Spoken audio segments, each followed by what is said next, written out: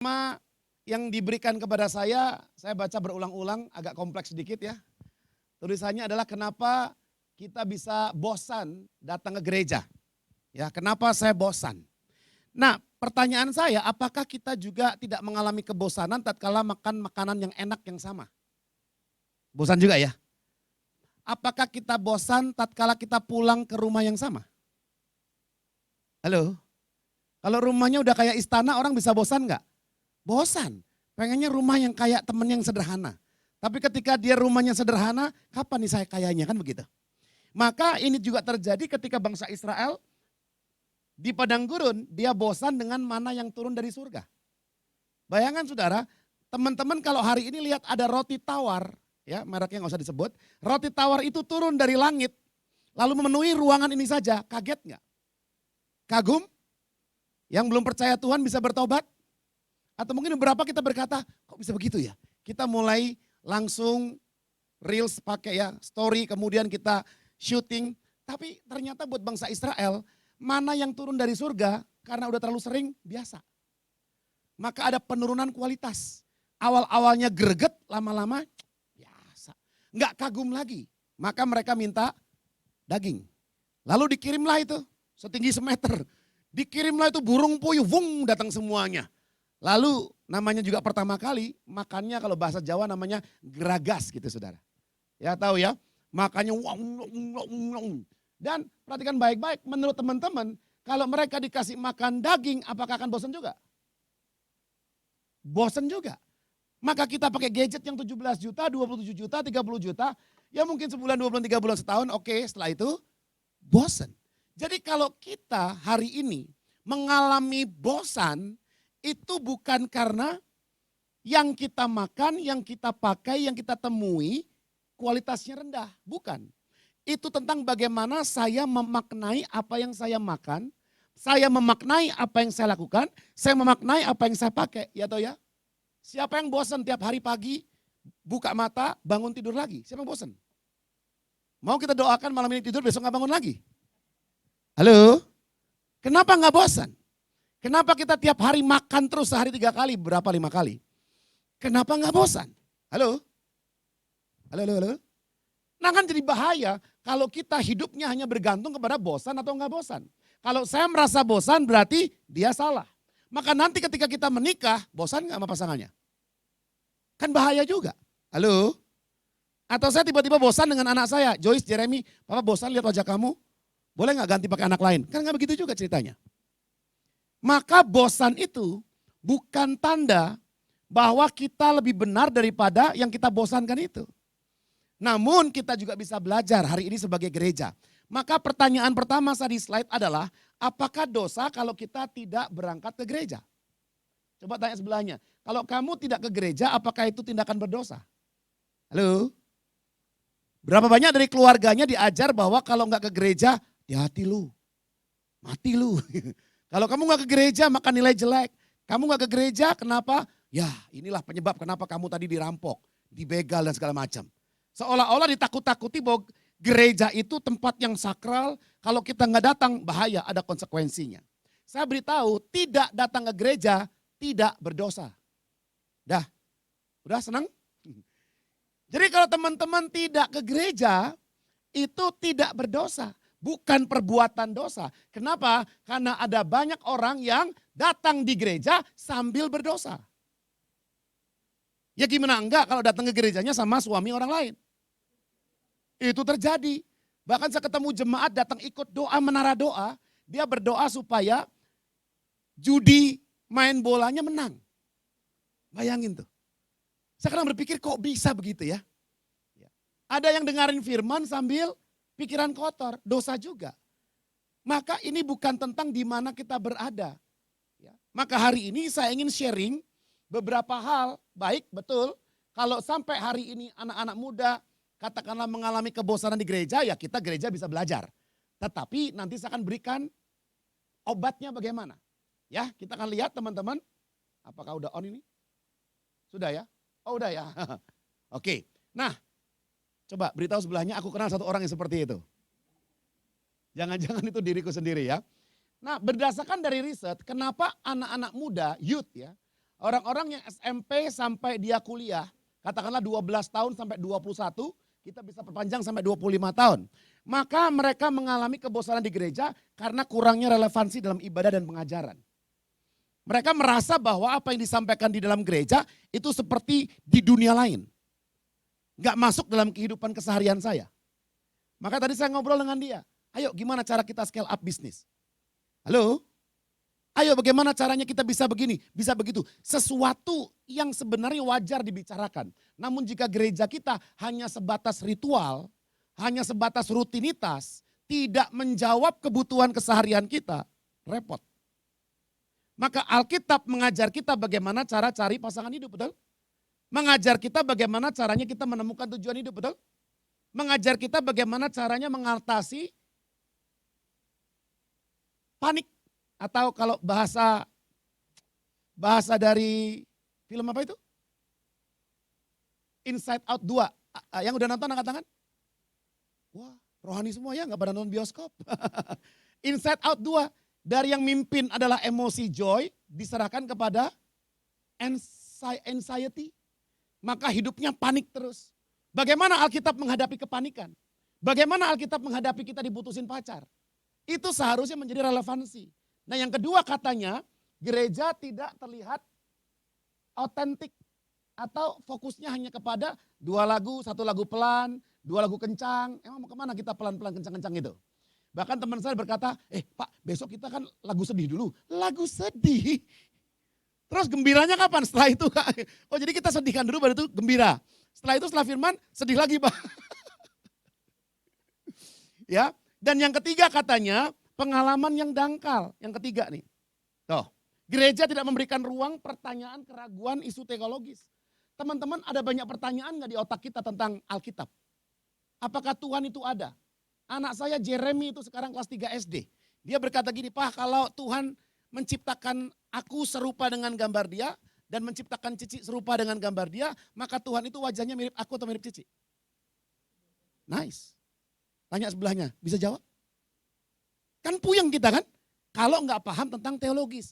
Bahwa Tuhan itu roh. Tuhan itu bukan gender, tapi roh. Maka kita sama serupa dengan Tuhan, apanya? Rohnya. Beritahu sebelahnya, bukan wajahnya. Karena bapaknya sekolah teologi kan begitu. Tapi kalau kagak paham, ya nggak ngerti. Lalu kemudian orang bertanya, kemarin itu. Ya, kita memuridkan juga anak-anak kelas 4 sampai kelas 6 SD. Setiap hari Sabtu, jam 10 dan jam 2 siang. Saya dapat ambil di bulan September. Jadi kita taruh kakak-kakaknya untuk pemuritan. Pertanyaannya adalah, siapa yang menciptakan Tuhan? Coba tanya sebelahnya, siapa yang ciptain Tuhan? Ya Tuhan lah. Jadi Tuhan menciptakan Tuhan? Ya bukanlah. Gimana ya? Gimana ya? Maka jawabannya Kejadian pasal 1 ayat 1. Kalau kita bisa jelaskan itu. Nah, ada sebuah buku ditulis oleh seorang millennials, judulnya adalah You Lost Me. Apa judulnya teman-teman? You Lost Me. Dan dia mensurvei gereja-gereja anak muda di Amerika dan dia mengatakan bahwa apa? Bahwa lebih dari 50% kenapa anak muda keluar dari gereja? Karena gereja tidak bisa menjawab keraguan-raguan mereka. Maka yang kita lakukan ibadah oke, tetapi kita perlu masuk dalam kehidupan mereka. Sepakat teman-teman? Dan yang keempat dikatakan, karena gereja tidak menyediakan komunitas yang kuat. Yang berdosa datang ke gereja merasa dihakimi. Merasa gak punya teman, yang lain kudus semuanya terbang. Cuman aku doang yang jongkok di sini. Sisanya gak ada. Maka kita ada Youth Connect, betul? Semua diterima, betul ya? Beritahu sebelahnya, kamu diterima? Beritahu sebelahnya, kamu diharapkan? Kamu dicintai? Halo? Nah itu yang pesan yang perlu diberikan. Nah 4 hal ini, karena saya carinya 4, kalau mau cari 12 mungkin ketemu juga. Sesuatu yang menjadi perhatian kita, kalau gereja tidak diminati oleh anak-anak muda, jangan-jangan karena 4 hal ini. Maka ini masukan buat kita yang bergereja hari ini. Bukan hanya buat gembala, bukan hanya buat pemimpin, tapi buat kita semuanya. Amin. Beritahu sebelahnya termasuk kamu. Karena kan kita mau jangkau jiwa kan selain kita kan. Nah namun saya mau masuk kepada isunya, yaitu apa? Kita baca bersama-sama 1, 2, 3. Don't just go to church, be the church. Oke, kenyataannya 4 hal tadi bisa penyebab kenapa anak-anak muda tidak ke gereja atau bosan ke gereja. Oke, itu perlu kita jawab. Namun hari ini, pesan ini buat kita yang sudah di gereja sekarang, yang gak bosan. Dan kita akan mantapkan lagi nanti, apakah ke gereja itu boleh bosan, boleh gak bosan. Seperti kita minum jus mangga tiap hari, bosan. Ke gereja tiap minggu, bosan. Baca kitab tiap hari, bosan. Halo, siapa baca Alkitab tiap hari bosan? Kalau teman-teman baca Alkitab tiap hari bosan, harusnya lu napas tiap hari juga bosan. Bosan nih napas terus, berhenti kek. Halo, itu kagak. Maka kita gak konsisten, kita pilih-pilih yang kita suka saja. Maka hidup dikendalikan oleh bosan gak bosan, suka gak suka, nyaman gak nyaman. Beritahu sebelahnya, bahaya. Kita harus dikendalikan oleh benar atau tidak benar. Kalau benar sesuai firman, walaupun gak nyaman, itu kita lakukan. Maka seorang hamba Tuhan bernama Sproul, dia berkata, orang yang takut akan Tuhan, orang yang kagum, orang yang sangat menghargai keselamatan yang Tuhan berikan, orang yang tahu hidupnya bukan miliknya sendiri, tidak pernah komplain bahwa gereja itu membosankan. Masuk akal? Gak akan komplain. Orang yang hari ini, teman-teman dengar gak di Instagram, kemarin saya baru bicara sama beberapa orang yang kerja. Di negara ASEAN, jumlah pengangguran kita nomor 1. Sepakat? Ya, itu yang kita baca ya di sosial media. Pertanyaannya, apakah semua orang yang baca berita ini, lalu dia masih punya kerjaan, dia bersyukur? Belum tentu. Sampai dijelaskan, sampai diomelin, sampai dimarahin, sampai diancam, baru dia bersyukur. Tapi seharusnya kita bersyukur. Walaupun kurang tepat juga bersyukurnya, karena nadanya nada-nada nyukurin kan begitu. Gue punya kerjaan loh, lu gak punya. Tapi yang menarik adalah apa? Orang dia punya keluarga, tapi dia bosan dengan keluarganya. Dia Tuhan berkati dengan motor, mobil, sepeda, dia bosan dengan apa yang dia miliki. Dia bosan dengan semua hal. Kenapa? Karena dia tidak tahu apa esensinya bergereja. Bahkan saya katakan hari ini, jangan hanya datang ke gereja, jadilah gereja. Ya, maka saudara dikatakan lagi oleh Mark Hart. Kita baca ya, 1, 2, 3. The church needs more people willing to wash feet, not just point out they are dirty or complain that they smell. Maka gereja membutuhkan orang-orang yang bersedia untuk membasuh kaki. Bukan hanya komplain-komplain, itu kakimu kotor, ini kotor, kurang ini, kurang itu. Maka sama seperti di rumah, kita gak bisa komplain-komplain terus. Pertanyaannya adalah, apakah kita kritisi tanpa kontribusi? Seharusnya kalau itu rumah kita bukan house, tapi home, maka saya akan kontribusi walaupun belum dimaki sama orang tua. Berapa banyak dari kita dimaki-maki baru kita kontribusi. Jeremy, tolong ini sapuin. Jeremy, ya udah mulai nada dari D, C sama dengan Do, sampai D, E, F, naik baru. Ya namanya anak kecil. Tapi anak kecil perlu juga dilatih. Nah kalau hari ini kita masih seperti itu, berarti masih anak kecil. Maka perhatikan baik-baik, kita tidak akan pernah mengubah dunia hanya dengan rajin datang ke gereja. Kecuali rajin datang ke gerejanya bawa orang yang baru bertobat. Kalau sendirian gak akan rubah dunia. Kita hanya akan mengubah dunia dengan menjadi gereja. Beritahu sebelahnya, kamu adalah gereja. Apakah mungkin kamu akan bosan dengan dirimu? Halo? Waktu kita ke Bali, ada gereja di Bali, yaitu ya kita. Waktu kita jalan-jalan di Ancol di pinggir pantai, ada gereja di sana, yaitu kita. Karena gereja bukan gedungnya, tapi orang-orang yang percaya kepada Kristus. God is not calling us to go to church, He is calling us to be His church, the hope of the world. Maka kalau kita menyadari saya adalah gereja, saya tidak akan lagi bosan datang ke gereja karena gereja adalah saya. Amin. Katakan dengan suara keras, gereja adalah saya. 2, 3. Jadi gereja ya tidak tutup ketika gedung-gedungnya ditutup. Karena kita nggak bisa ditutup kecuali tutup usia. Maka firman Tuhan berkata apa? Mari kita baca 1, 2, 3. Di dalam Dia kamu juga turut dibangun menjadi tempat kediaman Allah di dalam roh. Karena Allah itu roh, manusia punya roh, maka di Alkitab ada roh air besar, ada roh air kecil. Air kecil adalah roh manusia yang sudah dipenuhi oleh air besar itu. Maka perhatikan baik-baik, saya adalah tempat kediaman Allah. Oke, katakan bersama-sama 2, 3. Saya adalah tempat kediaman Allah. Amin. Yakin? Coba tanya sebelahnya, kayaknya kurang yakin tuh. Yakin? Kamu adalah tempat kediaman Allah? Dan firman Tuhan berkata juga kepada jemaat Korintus, apa katanya? Tidak tahukah kamu bahwa kamu sekalian adalah bait Allah dan bahwa roh Allah diam di dalam kamu? Maka dia ada di dalam kita teman-teman, perhatikan baik-baik. Kalau dia ada di dalam kita, dia pasti mau kita berbuat baik. Dia pasti oke kalau kita mendoakan orang lain. Dia pasti oke ketika kita bersekutu, membahas firman. Dia pasti oke ketika kita belajar Bible study. Kalau kita mengokein terus, namanya pornografi, namanya kebiasaan buruk, namanya dosa, bohongin orang, minjem lupa balikin, dan kita oke dengan hal-hal itu, jangan-jangan tidak ada Roh Kudus dalam kehidupan kita. Kita perlu bertobat. Nah, saudara, oleh karena itu teman-teman, kita sambung lagi. Nah, dipikir Tuhan tinggal di gereja. Mari kita lihat. Tetapi yang maha tinggi tidak tinggal di dalam rumah-rumah buatan tangan manusia.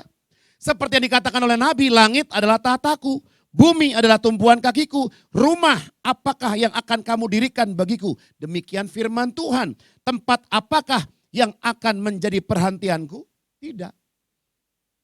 Maka dunia ini bahkan Tuhan bisa pegang bumi, sentil pakai kelingking, muter-muter tuh bumi bisa.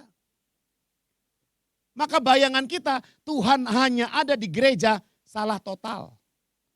Tuhan ada di toilet, Tuhan ada di gudang, Tuhan ada di bus, Tuhan ada di kamarmu, Tuhan ada dimanapun kita berada, makanya Tuhan diberi gelar omnipresent, maha hadir. Amin. Halo? Tuhan ada ketika kita satu keluarga berkumpul, Tuhan hadir ketika kita sendirian di rumah tanpa keluarga kita lainnya. Tuhan ada ketika kita single, Tuhan ada ketika kita pacaran. Tuhan ada ketika kita menikah, Tuhan ada ketika kita punya anak. Tuhan ada di mana-mana. Allah yang telah menjadikan bumi dan segala isinya, Ia yang adalah Tuhan atas langit dan bumi, tidak tinggal dalam kuil-kuil buatan tangan manusia. Apakah tempat ini buatan manusia? Halo? Tuhan kita tinggalkan di sini, jangan keluar ya Tuhan, saya gembok loh. Gitu. Enggak bisa. Tidak ada yang there is no place, no such place can contain him. Enggak bisa. Nah maka kita perlu merubah paradigma kita. Ketika mau ke gereja, kok bosen. Mau ikut connect, bersekutu, kok bosen, something wrong. Maka kita perlu belajar, ya hari ini tujuan dari sharing saya adalah membantu, kita baca bersama-sama, 1, 2, 3, membantu generasi muda memahami apa? Makna ibadah sejati. Dan mengapa ibadah sangat penting bagi kehidupan orang percaya sehingga kita rindu berpartisipasi dengan hati yang benar. Maka mari kita lihat, saya akan khotbah secara topikal ya, ada 3 hal, 3 alasan. Mengapa kita perlu beribadah atau apa definisi ibadah sejati itu. Yohanes pasal 4 ayat 23 sampai 24. Silakan satu orang buka firman Tuhan, Yohanes pasal 4 ayat 23 sampai 24. Yuk yang sudah menemukan katakan heeh. Udah ketemu? Silakan dibacakan. Udah ketemu? Siapa yang udah? Ini mic-nya bisa lebih kencang lagi nggak ya sedikit ya? Thank you. Ayo bro. Yohanes 4, 23, 24. Yohanes ayat 4 ayat 23 sampai Yohanes 4 ayat 23 sampai 24. 23. Tetapi saatnya akan datang dan sudah tiba sekarang bahwa penyembah-penyembah benar akan menyembah Bapa dalam roh dan kebenaran, sebab Bapa menghendaki penyembah-penyembah demikian. 24, Allah itu roh, dan barang siapa menyembah Dia, harus menyembahnya dalam roh dan kebenaran. Oke, thank you. Maka ayat ini sering dipakai oleh seminar-seminar praise and worship ya. Ini bukan tentang praise and worship. Ini tentang kehidupan yang menyembah. Menyembah dalam roh itu bukan menyembah dalam bahasa roh, bukan. Ya. Kita bisa melihat bahwa apa? Bahwa ibadah itu bukan tentang ritual. Makanya ketika Yesus bertemu dengan wanita Samaria ini, wanita ini berkata, kalau aku berdoa harus melihat kepada gunung Gerazim. Tapi Yesus, orang Yahudi katanya di Yerusalem. Makanya kita lihat Daniel buka pintu tingkap-tingkap itu jendelanya. Dia berdoa 3 kali sehari menghadap kemana? Yerusalem. Ada kiblatnya. Kiblat itu kan dari kita. Ada kiblatnya. Tapi Yesus sedang berbicara di situ bahwa apa? Nah inilah saya mau sampaikan ya.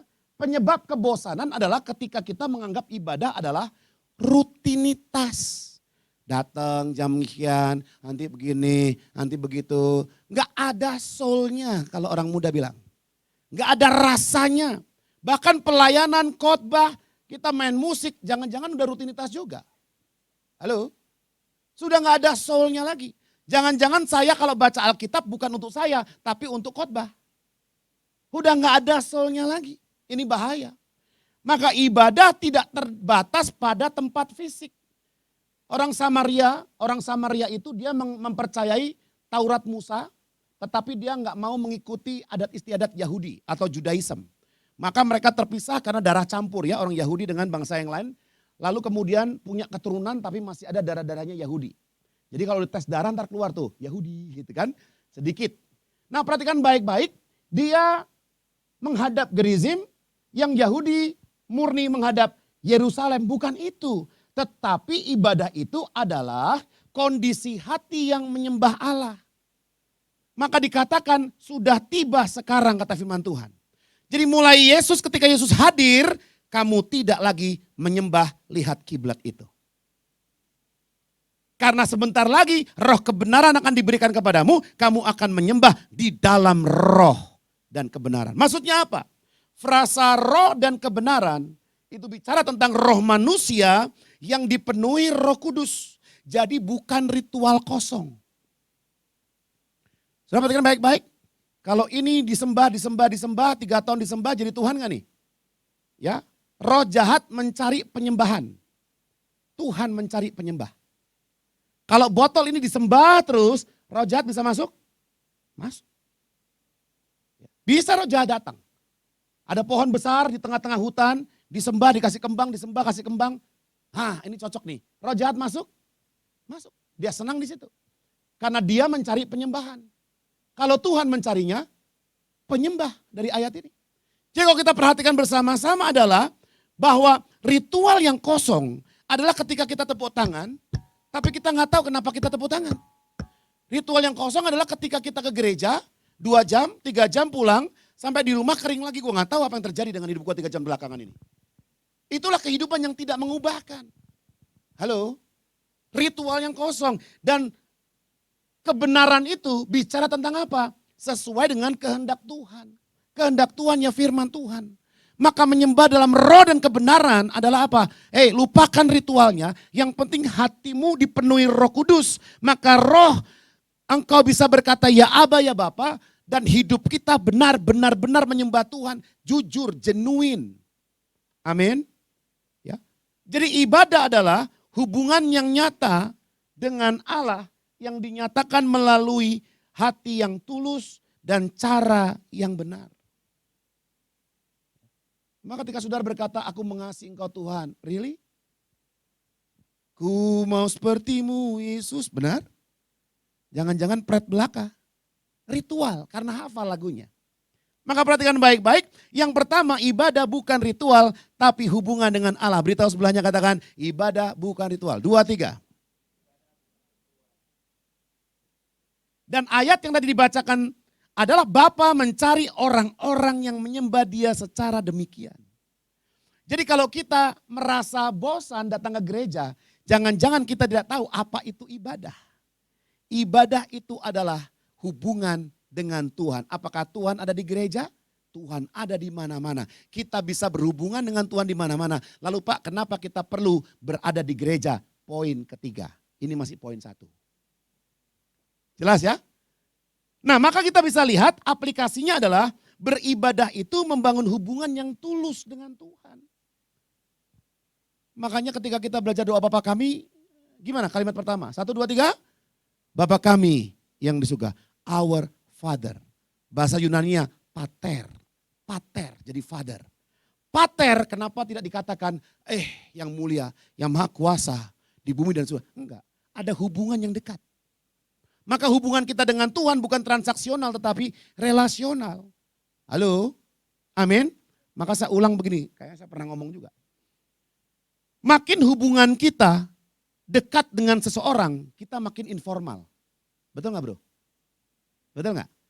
Kalau saya menganggap lu dekat nih, gak mau ada gap, gue bilangnya lu gue, lu gue, lu gue. Seperti yang kita ngomong sekarang.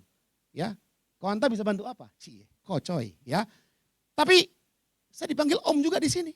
Ya gak apa-apa. Makin formal artinya kita jauh. Bukan juga nanti kita keluar, hey bro, plok, pukul kepala saya. Bukan gitu juga.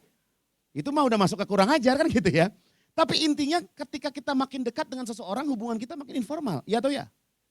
Kita makin jaga-jaga dan formal karena kita ngerasa gak dekat. Maka hubungan dengan Tuhan itu adalah ibadah yang sejati. Mau di gereja, mau di luar gereja, yang penting aku berhubungan dengan Tuhan. Bisa gak kita berhubungan dengan Tuhan di gereja? Sangat bisa. Apalagi ada lagunya terbantu. Ada firmannya terbantu. Kita bersekutu dengan Tuhan. Itu yang pertama. Yang kedua, ibadah bukan pendapatan. Tapi persembahan kepada Allah. Orang kalau bosan ke gereja begini, Pak udah capek Pak. Gue udah ke gereja 3 tahun ternyata sakit gue gak sembuh. Gue udah ke gereja Pak, udah 3 tahun sekaligus cari pasangan hidup gak ketemu-ketemu juga. Gersang Pak, gersang. Pak aku udah lakukan ini dan itu kok ternyata Tuhan gak jawab juga. Jadi dia mau bertransaksi dengan Tuhan secara gak sadar. Halo? Ya, kalau aku begini kamu begini ya Tuhan, aku begini kamu begini. Termasuk orang doa puasa itu kan transaksi. Aku puasa supaya nilainya baik. Kalau mau nilainya baik beritahu sebelahnya belajar. Jangan puasa. Halo? Halo? Mau dapat pasangan hidup? Doa puasa. Supaya apa? Dapat. Nanti kalau Tuhan lihat, kamu udah menderita sekali ya anakku ya. Aduh 3 tahun kamu puasa ya. Aduh berat banget ya. Ya udahlah saya kasih. Seolah-olah Tuhan kita itu Tuhan yang gak punya mercy. Gak punya anugerah. Maka kita harus tersiksa sehingga dia merasa layak kamu dapat berkat. Kalau Tuhan berkehendak untuk kita punya pasangan dia kasih. Amin. Pertanyaannya kita gak tahu siapa yang dapat siapa yang enggak. Tetapi satu hal saya tahu. Orang-orang yang tidak menikah adalah orang-orang yang sangat yakin dalam dirinya dia tidak mau menikah. Tapi kalau dia mau menikah, tapi sampai umur sekian nggak dapat-dapat, berarti apa? Berarti dia tidak melakukan bagiannya. Saudara, kalau kita mau punya pasangan hidup umurnya udah cukup, apa yang dilakukan? Beritahu sebelahnya, cari. Ya atau ya? Di gereja yang saya mentor, ini lucu. Cewek cowok. Ceweknya tipe dominan, ya ceweknya tuh tipe-tipe, cowoknya tipe yang stabil, introvert, reserve gitu kan. Tapi ceweknya tipe ramah, rajin menjamah. Tipe yang extrovert, gitu, outgoing gitu. Saya bilang ke ceweknya, kalau lu udah doa berapa lama? Udah doa 2 tahun Kak katanya. Kalau lu nunggu dia, ngajak lu pergi, apalagi nunggu dia nembak lu. Wah kayaknya dia modelnya bukan begitu tuh. Ya, saya mau tanya, apakah yang nembak harus cowok? Itu kan pemikiran primitif. Yang nembak harus cowok, beritahu sebelahnya, jangan primitif dong. Primitif itu. Dari mana kebenarannya? Yang ngomong I love you harus cowok. Terus cewek kehilangan harga diri ketika dia ngomong. Primitif sekali. Saya bilang kamu ajak dia umur udah cukup, kerjaan bagus, gaji juga oke. Ajak dia ke Taman Anggrek. Ngomong, kok tapi kan gak pakai tapi lu mau kawin gak? Mau punya pasangan gak? Lu kita perlu praktikal, kalau gak salah ya ngapain? Alkitab menjamin gak apa-apa kok. Jika ya katakan ya, jika tidak katakan tidak. Selebihnya dari setan. Lu suka gak sama dia? Suka. Mau jadikan dia pasangan hidup? Mau sih Kak. Ya udah ngomong. Ya, berharap dia yang ngomong, itu kayak kita berharap batu bisa berjalan. Halo, beritahu sebelahnya, aku kenal satu orang seperti itu. Lalu cewek itu lakukan apa yang saya kasih tahu. Sudah menikah sampai sekarang. Puji Tuhan, di usia yang hampir expired. Kenapa? Mindset. Aku yang harus ditembak, dor, ya kan? Kalau aku yang nembak, dor, hilang harga diriku. Ya, enggak, ayatnya mana? Beritahu sebelahnya kalau nggak ada ayatnya jangan diikutin. Halo? Ya, dongeng-dongeng nenek tua itu primitif sekali. Nah itulah contoh, kalau kita mau, kita doa, kita menjadi rekan sekerja Allah. Dia kerja, lu kerja. Amin. Halo, amin. Maka perhatikan baik-baik, ibadah itu bukan hanya di hari Minggu, tapi termasuk semua tindakan kita. Kenapa? Firman Tuhan berkata Roma 12 ayat 1. Hafal enggak? Kita baca ya. 2, 3. Ya buka Roma 12 ayat 1. Yang sudah menemukan katakan heeh. Siapa tadi heeh? Ayo bacain, tanggung jawab. Roma 12 ayat 1. Karena itu saudara-saudara, demi kemurahan Allah, aku menasihatkan kamu supaya kamu mempersembahkan tubuhmu sebagai persembahan yang hidup, yang kudus dan yang berkenan kepada Allah. Itu adalah ibadahmu yang sejati. Logical latreion, itu bahasa Yunaninya. Itu adalah ibadahmu yang sejati. Ibadah bukan hanya di minggu, dan perhatikan baik-baik, kalimat tadi dimulai dengan apa? Ayat tadi. Oleh kemurahan Allah, saya pakai terjemahan baru 2 ya. Oleh kemurahan Allah, maka kita bisa ibadah. Itu Tuhan yang kasih kemampuan. Jangan kita rasanya sok ya. Ya udah Tuhan, gue ibadahnya ke gereja. Padahal malas sih. Seolah-olah itu kita yang mau. So perhatikan baik-baik. Ketika kita buka dompet, kita ambil duit nih, kita kasih jebret, tuh buat lo. Kita berpikir bahwa kita yang memberikan anugerah kepada diri kita untuk kita bisa ngasih ke orang. Enggak, kemampuan saya memberi itu anugerah dari Allah. Halo, beritahu sebelahnya dengan mata melotot, lu jangan sok. Kita punya radio kehidupan, digeser dikit channelnya. Begitu, nggak bisa kita kontrol hidup kita. Tapi apa yang bisa saya lakukan sesuai dengan firman itu yang saya lakukan. Maka saya memberi, maka saya menolong, maka saya mendoakan. Dan Paulus berkata, apa upahku memberitakan Injil? Upahku adalah aku bisa memberitakan Injil tanpa upah. Luar biasa. Maka di konteks Romawi, kita lihat. Nah, kita kembali ke ayat Roma. Roma ini kan isinya banyak budak ya. Bicara kepada para budak yang akhirnya kemudian mendapatkan penebusan dari kabar salib Kristus. Dalam konteks Romawi, persembahan itu sesuatu diletakkan di atas altar batu-batu sebagai korban. Maka apakah itu binatang, apakah itu orang, silakan taruh di situ. Maka persembahan itu bicara tentang apa? Seluruhnya. Jadi nggak ada tuh mempersembahkan binatang, itu cuma kepalanya doang, pahanya diambil nggak bisa. Kita belajar perjanjian lama, itu semua dikasih. Maka ketika kita bicara persembahan, ya kita punya 1 juta, sekarang kita kasih 100, oke. Tetapi sisa 900-nya itu juga Tuhan yang kasih. Itu juga milik Tuhan. Teman-teman tahu konsepnya ya. Jadi kita menyisihkan, kita memberi ke gereja katakanlah 10%, sisanya kan sebenarnya punya Tuhan juga. Dan mau kasih 70% juga silakan, oke-oke aja. Halo, ada orang punya karunia memiliki, tapi nggak punya menikmati. Ada juga orang yang tidak punya karunia memiliki, tapi menikmati terus. Mobilnya dari kantor, bensin, tol, perbaikan, reimburse. Asik gak hidupnya? Lalu kemudian servis mobil habis 3 juta, reimburse. Mobil rusak, diganti lagi sama kantor. Itu kan gak punya mobil tapi punya kenikmatan mobil. Ya atau ya? Halo? Nah perhatikan baik-baik ya. Persembahan yang hidup.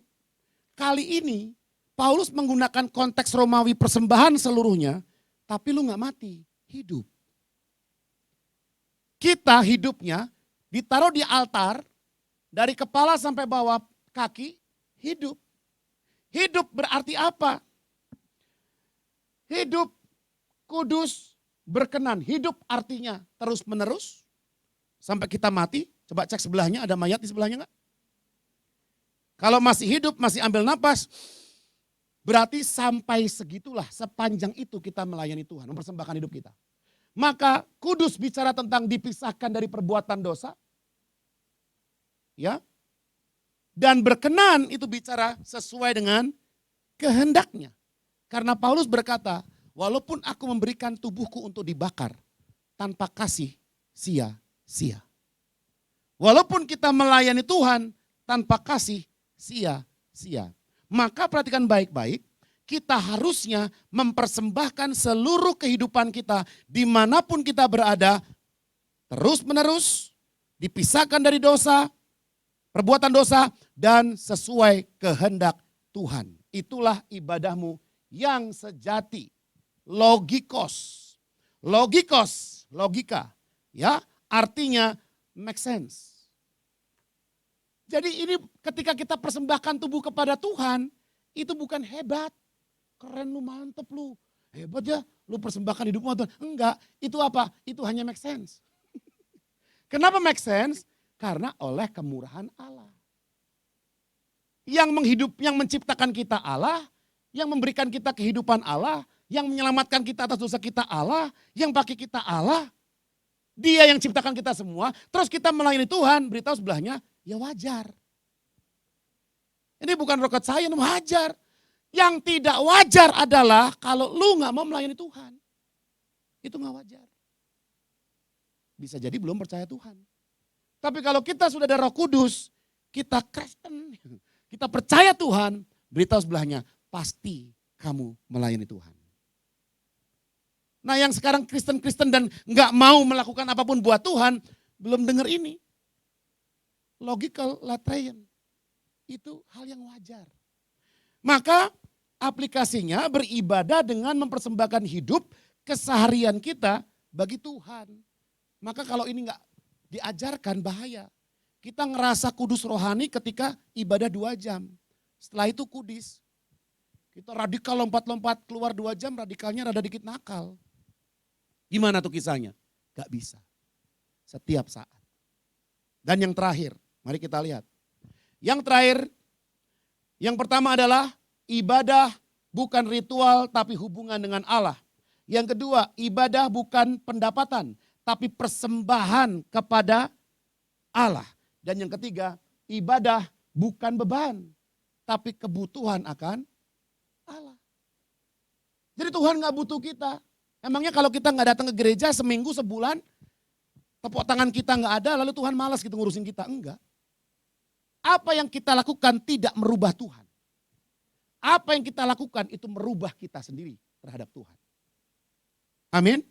Maka kita lihat bahwa surat Ibrani ini ditulis untuk orang Kristen Yahudi yang menghadapi penganiayaan dan godaan untuk meninggalkan iman mereka dan kembali kepada agama Judaism.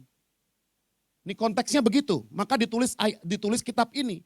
Jadi tujuannya adalah pentingnya beribadah bersama-sama sebagai cara untuk saling mendorong dan menguatkan. Mari kita baca Ibrani pasal 10, 24, 25. Ayo sayap kiri, siapa yang bisa buka? Ibrani pasal 10 ayat 24, 25. Bisa bro? Oke. Siapa yang sudah? Ibrani 10, 24, 25. Udah, oh mantap. Dan marilah kita saling memperhatikan supaya kita saling mendorong dalam kasih dan dalam pekerjaan baik. Janganlah kita menjauhkan diri dari pertemuan-pertemuan ibadah kita seperti dibiasakan oleh beberapa orang, tetapi marilah kita saling menasihati dan semakin giat melakukannya menjelang hari Tuhan yang mendekat. Oke, ada berapa kali kata saling di situ, di 2 ayat itu? Saling mendorong, saling memperhatikan, terakhir saling menasihati. Nah, kenapa kita perlu beribadah ke gereja, bertemu bersama-sama supaya proses saling itu terjadi? Oh sorry Pak Anta, saya mah kalau saling itu sama Tuhan, gak perlu sama orang lain. Ucie, keren ya. Coba kamu sama Tuhan saling mengaku dosa. Saya ngaku dosa ke Tuhan, lalu Tuhan aku dosa ke saya. Kan gila loh. Halo? Masa gitu konsepnya? Kita perlu waras dan berkata bahwa saling itu antara saya dengan manusia lain. Amin. Beritahu sebelahnya, saya dengan kamu. Kamu dengan saya. Ini namanya saling.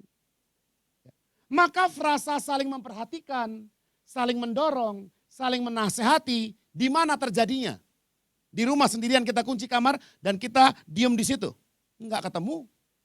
Kita doa syafaat, ya. Enggak ada orang, enggak ketemu. Kita baca Alkitab 30 pasal tiap hari, enggak ketemu orang, enggak bisa. Maka untuk bisa mempraktekkan saling, kita harus berada di komunitas. Dan frasa pertemuan-pertemuan ibadah itu artinya bukan gereja. Gereja salah satu pertemuan ibadah. Jelas ya teman-teman ya? Bisa gak kita bersekutu di tempat parkir? Bisa, tapi kan kurang nyaman coy. Betul gak?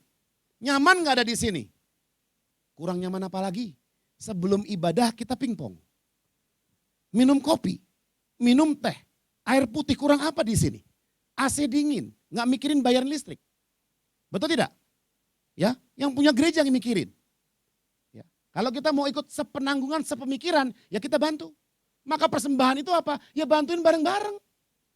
Ya, gak perlu pakai rohani-rohani dulu. Halo? Ini baterai mic bentar lagi mati nih, beli nih. Ngerti maksud saya? Dan di gereja kita begitu nyaman. Nah kalau sudah nyaman kita datang lalu kita berkata, bosan aku, dia gak paham. Bahwa dalam komunitas itu kita bisa melakukan saling. Maka pertemuan ibadah episunagog itu artinya pertemuan bersama. Gathering together. Di rumah saya bisa?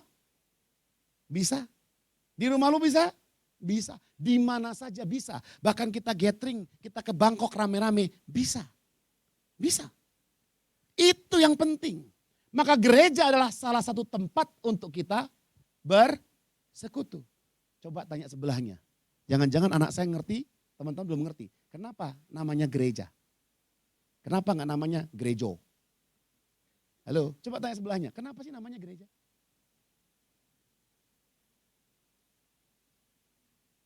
Pernah nggak mempertanyakan itu? Kenapa ya kita namanya gereja? Halo, ada yang tahu? Yang tahu bisa jawab, dapat modal usaha.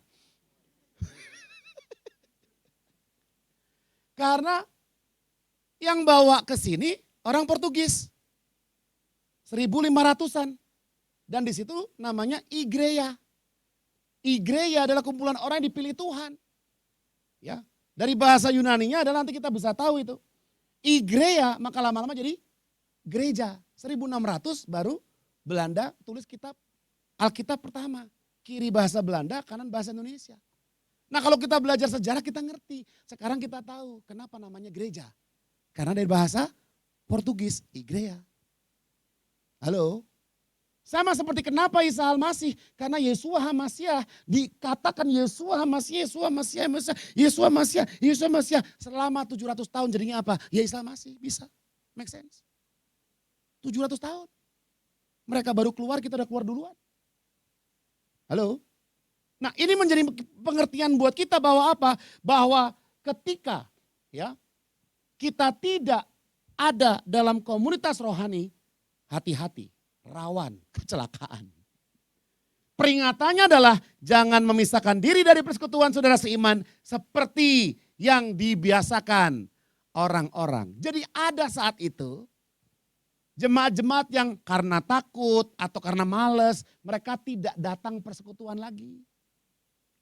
Halo, ingat ketika manusia memilih sendirian tanpa orang lain kecenderungannya Daud berdosa. Ya ada yang berdoa jarang. Berdosa. Sendiri lagi. Terus lama-lama keseret. Oleh karena itu teman-teman, ya di akhir zaman, kata firman Tuhan yang kita baca, justru kita harus lebih giat melakukannya di waktu Tuhan yang semakin mendekat. Maka menuju akhir zaman, beritahu sebelahnya, makin rajin connect. Maka berisolasi diri dapat melemahkan iman dan membuat kita rentan terhadap godaan. Maka beribadahlah dengan mempersembahkan. Oke, ini sudah ya. Beribadah, oke typo ya. Beribadah dengan apa? Dengan menggabungkan diri dalam komunitas persekutuan. Maka kita lihat bersama-sama ibadah yang sejati adalah apa? Oke, ayo kita baca. 1, 2, 3. Amin. Apakah kita bosan berhubungan dengan Allah? Yang kedua, ibadah adalah hidup yang dipersembahkan. Tapi kita hidup terus menerus, kudus dan berkenan. Dan yang terakhir, ibadah adalah kebutuhan akan Allah. Dan kita membutuhkan orang-orang saudara seiman kita bersama-sama agar hidup kita terjaga. Kita bisa saling mengaku dosa, saling mendoakan, saling mensupport. Ketika ada yang lemah, dikuatkan. Ketika ada yang kuat, tiba-tiba lemah, kita kuatkan, gak masalah. Semua kita nilainya sama di hadapan Tuhan. Semahal karya salib, sama. Seorang miliarder terima Yesus 1 jiwa. Anak jalanan terima Yesus 1 jiwa. Mereka sama. Amin. Mari kita berdiri bersama-sama. Hari ini tentunya gereja berbenah untuk bagaimana caranya supaya generasi muda menjadi membutuhkan persekutuan itu di gereja. Penting, kita bisa diskusikan itu. Namun selanjutnya bagi kita semuanya, kita perlu menyadari bahwa ibadah yang sejati atau ibadah ke gereja itu bukan tentang tempatnya. Karena gereja adalah saya. Amin. Karena kita adalah gereja. Yang kedua, Tuhan tidak tinggal di gedung buatan manusia. Tapi rohnya ada dalam diri kita. Nah, sebagai orang yang sudah punya Roh Kudus dalam kehidupan kita perlu beribadah. Itu artinya membangun hubungan yang tulus, yang benar. Itu artinya kita mempersembahkan hidup kepada Allah. Semuanya itu adalah ibadah kita. Dan kita perlu juga ya, melihat bahwa ibadah adalah kebutuhan kita. Untuk saling menguatkan dan dikuatkan. Amin. Mari kita berdoa. Terima kasih Bapak yang baik. Kami mengucap syukur untuk firman-Mu. Dan kami berdoa. Supaya firman-Mu menjadi kekuatan buat kami. Mulai hari ini kami tidak lagi menuntut. Kami tidak lagi menginginkan hal-hal yang duniawi berkaitan dengan datang ke gereja. Tapi kami mengerti sekarang bahwa ibadah adalah hubungan yang tulus. Ibadah adalah persembahan hidup kami. Dan ibadah adalah kebutuhan kami akan Engkau yang terus menerus menguatkan kami lewat saudara-saudara seiman kami. Kami terima berkat firman Tuhan dalam nama Yesus yang percaya bersama kita katakan amin.